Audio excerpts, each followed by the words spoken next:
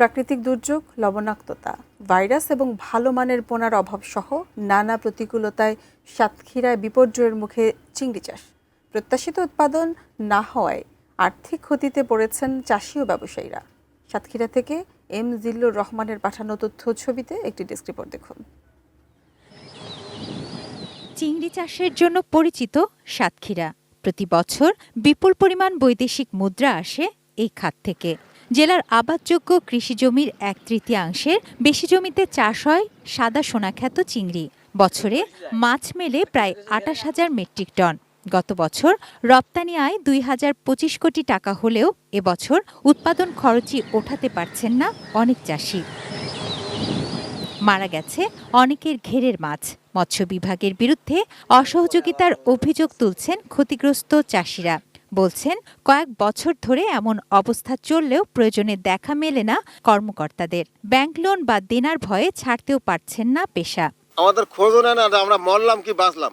আমরা ব্যাংক ঋণী জর্জরিত, সমিতি ঋণী জর্জরিত।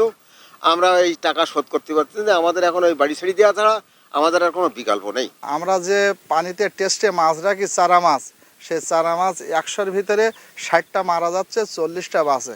আমাদের ডাঙ্গা এলাকায় যে ধান এবং অন্যান্য গরু ছাগল এই বিক্রি করে আমাদের ব্যাংকের টাকা দিতে হয়। যারা পরিকল্পিত উপায়ে কাজ করছে বা স্লুইস গেট নির্মাণ করেছে তাদেরগুলো ক্ষতিগ্রস্ত করা হচ্ছে এবং ভাঙা হচ্ছে।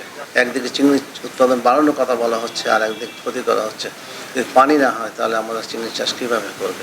পরিবর্তিত জলবায়ু সহিংস মাছ চাষ এবং রোগ সহনশীল জাত চাষের পরামর্শ মৎস্য কর্মকর্তাদের।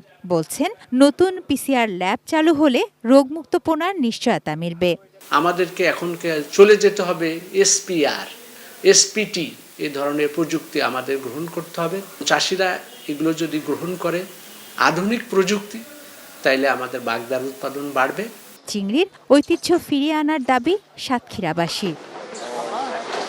তুনা সিনা তনু, ডেস্ক রিপোর্ট, এটিএন নিউজ।